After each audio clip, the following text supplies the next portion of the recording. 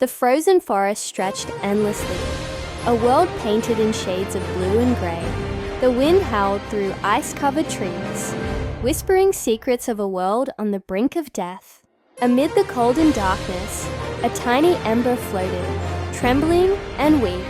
She was Ember, the last fire spirit, and she had hidden herself for years, believing that her flames were too dangerous for anyone to touch. The fire in her was not a gift, it was a curse, or so she had always believed. For as long as she could remember, Ember had lived in fear of her own nature. She remembered the day she had accidentally burned part of her village as a child. The screams, the panic, the shame. The villagers had called her a monster, and she had run, vowing never to let her fire burn again. Now, alone in a forest swallowed by frost, Ember thought she would fade away like the last spark of a dying fire. But she was not truly alone. Frost, an icy wolf, with fur streaked by glowing blue cracks, appeared silently among the frozen trees. His calm, cold eyes watched Ember carefully, unafraid of her glow. "The world is freezing," he said softly. "The forests are dying, the rivers are solidifying, and life is fading. Only your fire can save us." Ember shook her head. Frost took a step closer, his breath misting in the air. "No, you are the only one who can reignite the Sun Forge. Without it, everything will be lost." For a moment, Ember considered fleeing.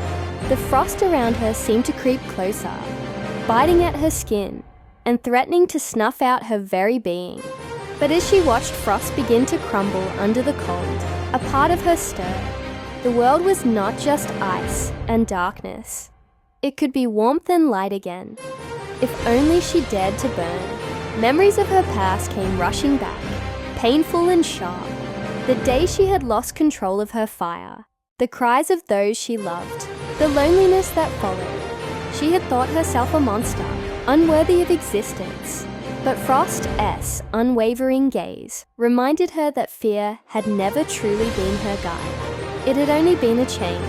With a deep breath, Ember let her flames awaken.